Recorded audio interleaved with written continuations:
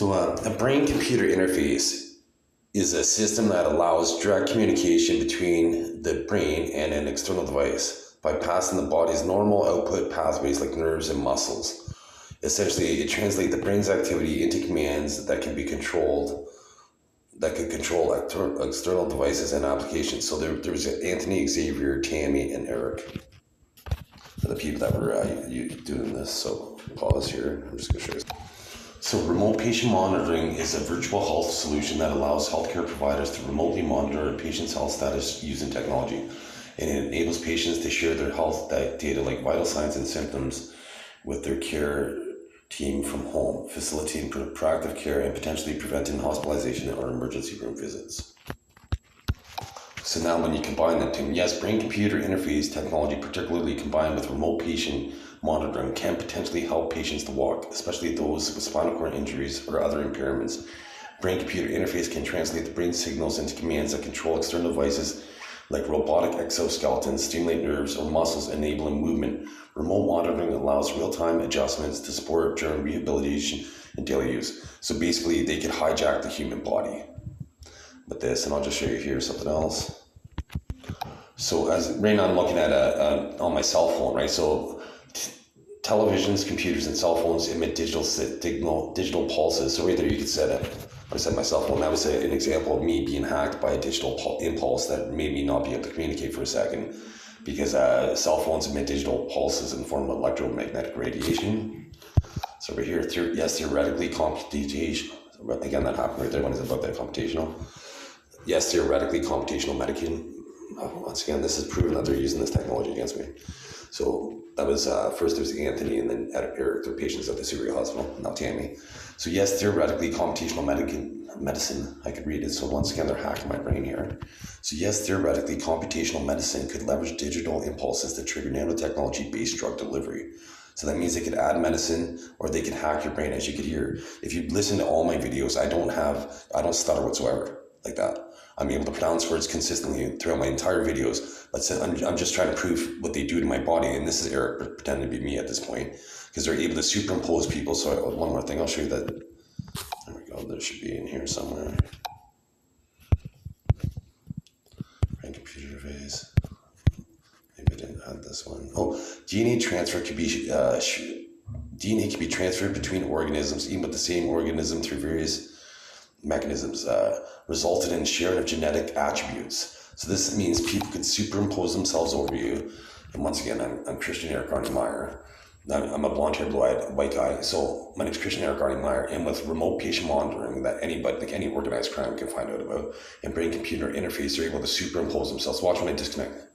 See how I disconnected people that were connected to me. And so now I'm going to show you what happens when they have fat people connected to me and then skinny people connected to me. Watch how my body changes. So it'll go like this. So this is when I have fat people connected to me. This is when I have skinny people connected to me. That's brain-computer interface. And I didn't suck in my stomach. I didn't suck in my stomach. You didn't see me. Like, here's another example. This is, I'll show you sideways. So this is if I eat meat. This is if I eat just vegetables. And this is if I eat meat and vegetables. So that's brain-computer interface, because they have, with remote patient monitoring, they hijack my human experience, because they have Bill C-18 to help violate my human experience to prevent me, because I've evolved human biology. So now I'll show you how I'll go through. I take pictures of myself all the time. I'll show you how I look like some of the people, well, at least one of the patients I know for sure at the Surrey Hospital, because I recognize his expression. And you could look at right here. This is okay, wait, where's it? This one right here. This looks like Tyler. This is what Tyler looks like, and they make me look like Tyler. And I'll show you where I even look like my stepson. That I don't talk to him anymore, because he chooses not to talk to me. And where is it? But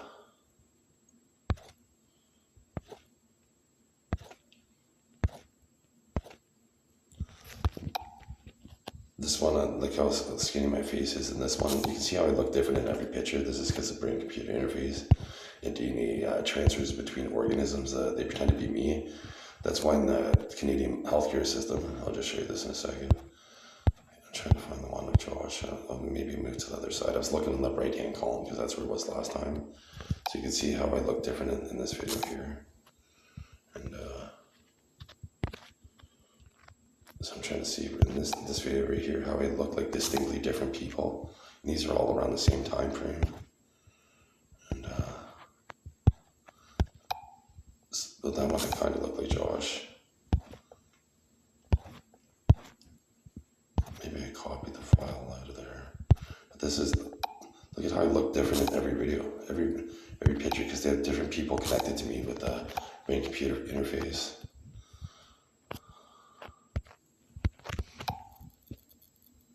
And in here, you could even see how his lips are perched on the left side of his face, and my lips are perched on the left side of my face. This is because he superimposed himself over me with brain-computer interface. And I'll just show you here from today, because of my body's extraordinary attributes out. That's what I was going to show you right here. You can see in this video. You can see move like that. I have different pectoral muscles than every other man. So the Canadian government justifies violating me as a scientific experimentation, and unofficially, but then officially they pretend that I'm, you know, that the band 100, that they can't put implants in the human body to see what the ECG is right there. EEG is right there. Hearing, vision, blood pressure. They pretend they can't do that, and it can be controlled over a cell phone with an old cell phone. And then in this technology right here, you can see how they could have, nowadays it's nanotechnology, but that's a contact lens biosensor to put a camera on your eye to see what you're doing. And once again, with digital impulses, they could cause, and like they made me stutter several times when I said that. These are perpetrators at the Surrey Hospital right now. They're patients and medical staff. But so you can see Stephanie Meyer wrote a book. She has the exact same spelling as my last name. She wrote a book about parasitic aliens. So I showed you earlier in the video how DNA transfer between organisms sharing attributes is possible. So here's the Canadian profiling system. You can see a subliminal Gauss reading or Tesla reading. Gauss is Gauss, or Tesla, like the car reading, or Nikola Tesla. And you can see subliminal, and that's on the sidewalk. The subliminal's in my residence right here. And I should have been rewarded all my early possessions with that one. And you can see how there's an ashtray. This was in my personal residence. Once again, my name's Erik Arne Meyer, but the same last spelling is Stephanie Meyer. And so in Canada here, I'll just show you right now. There's subliminal right here, because all these perpetrators were pretending to be me, but I'll show them right here.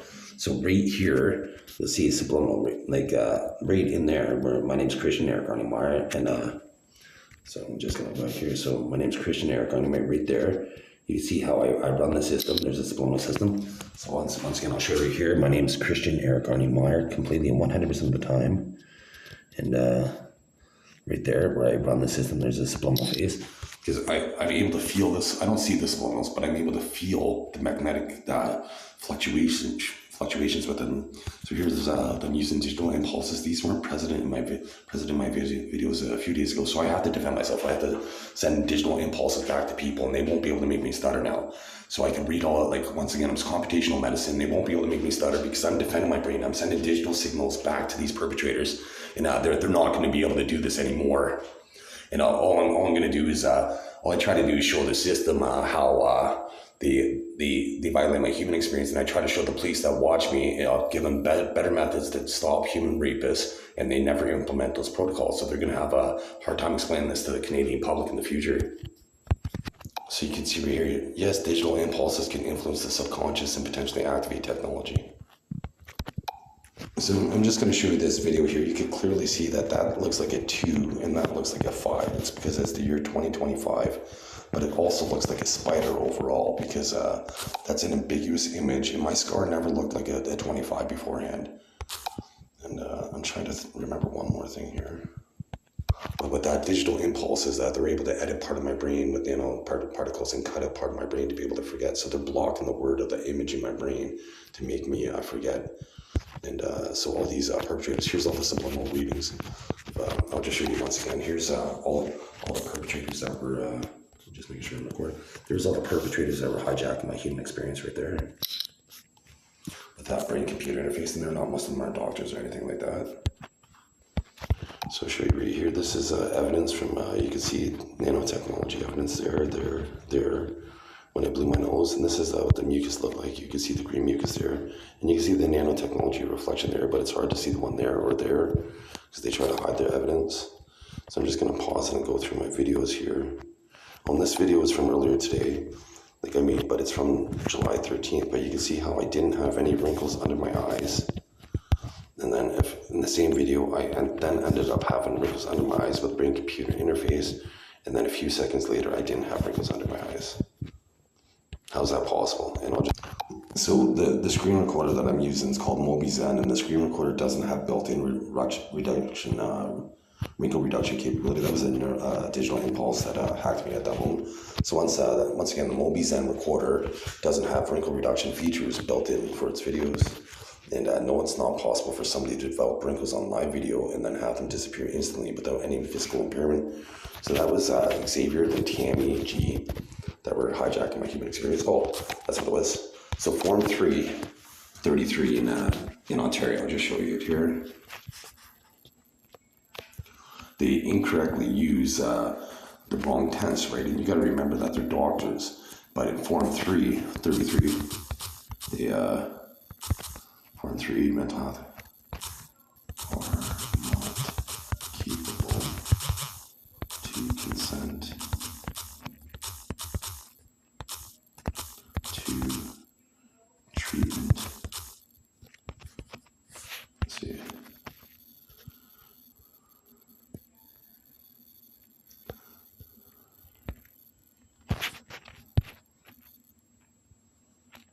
Okay, I'm just going to have to physically show you. So once again, I showed you that that DNA transfer between organisms sharing attributes is possible. My name is Erik Arne Meyer. So right here on Form 33, and this is the Mental Health Act. You can see right there. It says are not mentally capable to consent to treatment of a mental disorder. So you can see it says are not capable.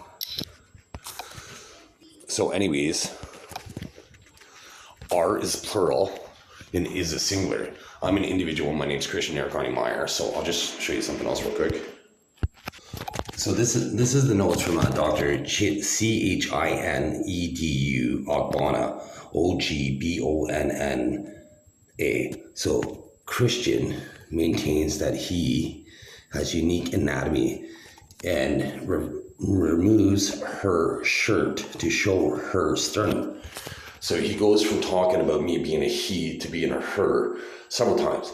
He says how I had a circumcision scar, which I did, and when they, instead of removing the foreskin, they tapered and augmented my penis. I have a scar the entire length of my penis. And so with Form 33, doctors should realize that it's grammatic error, that R is plural and it is a singular. So it should be Christian is, whether capable or not capable, but they said are. That means, and once again, with DNA attributes and organisms sharing, that means they could share attributes. And Stephanie Meyer wrote a book about parasitic aliens. So they're pretending that I'm more than one person. They're pretending that I'm a male and female. So they gave me, they're hacking me right now with digital impulses. Here's all the perpetrators right there. And she's a housekeeper who makes Randy Hewitt. And so anyways, they pretend that I have schizoaffective disorder, which typically only women get from 18 to 35, not 47-year-old males. And they're saying that I'm going to find out, like I haven't submitted my medical evidence yet, but I'm going to submit my medical evidence and I'm going to be able to prove that I was assessed by a Canadian doctor released within a few days without a diagnosis. And now I was assessed by another doctor in another hospital in 2019 and released without diagnosis. So I have proof that the doctor lied about me being diagnosed with schizophrenia. So I'm going to sue him for defamation of character, libel. And this proves that, once again, with remote patient monitoring, brain-computer interface, and I'm not Erik. My name's Erik Arne Meyer. I'll just show you here how I'm going to get a Nobel Prize in the future. And they say that I have grandiose beliefs. So before I do that, I'm just going through my screenshots here. So this is schizoaffective disorder is more common in women than men. There's proof of that. So I'm just looking for the screenshot. That's why I went, mentioned this, added this. I'm just kind of scrolling right through my screenshots.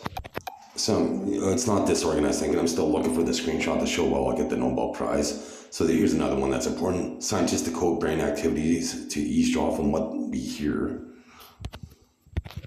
So here's where my name is Erik Arne Meyer, where I'm going to get a Nobel Prize for the theory anyways. Yes, it's theoretically possible for electromagnetic waves to be used to transmit information to nanotechnology biomolecular communication devices within the brain, which could then stimulate the visual primary cortex to create visual perceptions. This concept involves using nanotechnology to interface with the nervous system, potentially restoring or enhancing vision for individuals with vision impairment. So this proves, once again, I'm Erik Arne Meyer. I'm a blonde-haired, blue-eyed white guy, and I'll just show you one last thing, how I have evolved human biology. You could clearly see the different back muscle structures. There's 500 species of sharks, 11,000 species of birds, and I'm claiming that there's 3 species of humans. All you have to do is look at, like, you see my pectoral muscles, which are different, and I'll just show you 2 things. I'll show you my pectoral muscles, and then I'll show you my evolutionary back muscles.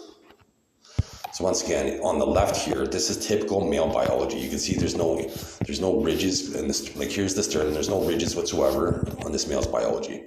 And here's my back muscle. You can see those indentation. This is my pectoral muscle. Pardon.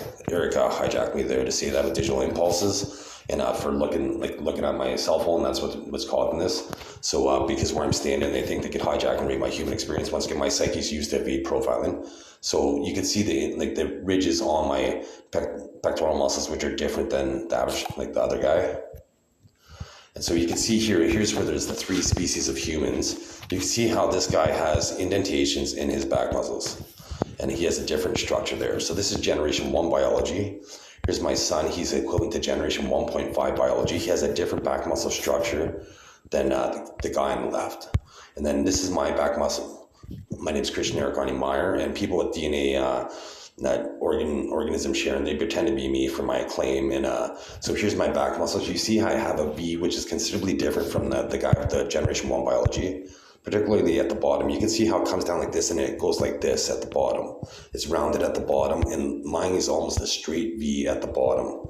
You can see that it's almost a straight V at the bottom. I have different, like with a computed tomography test, it'd be able to prove that I have different biology. So I'm going to change my voice now 3 different ways. I'm going to switch it up because normally I do testosterone first, then estrogen, and then change my larynx.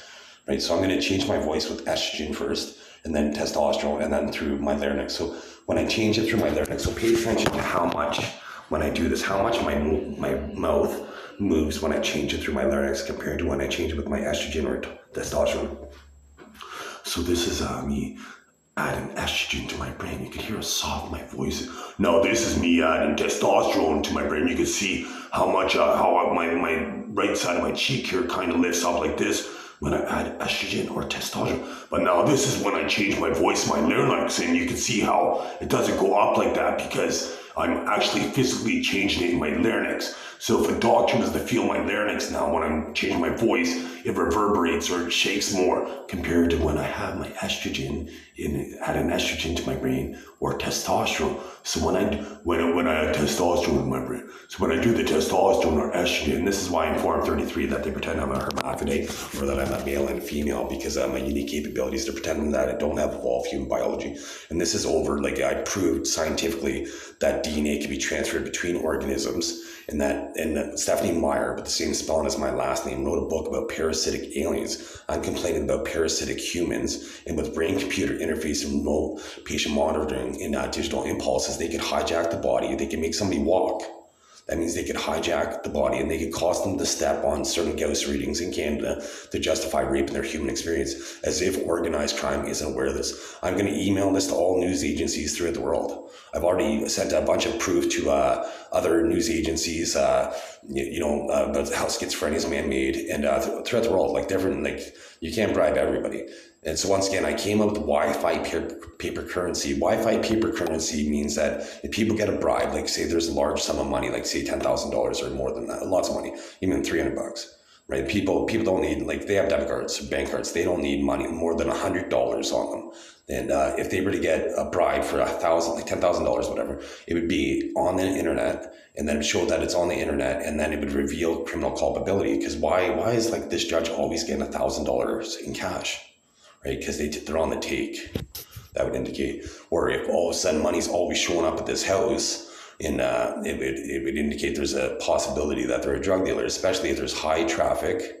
And if they have the blinds closed during the day when it's a sunny day, because people have the blinds open on a sunny day because it's free electricity. You don't need to pay for lighting, right? But if you have the blinds closed on a sunny day, that means that you're paying for electricity light, and it's harder to see. And if they're selling goods, like say on Facebook Marketplace, that's one thing, right? But if people are coming and going without buying and receiving things, then that indicates that they're a drug dealer more than likely.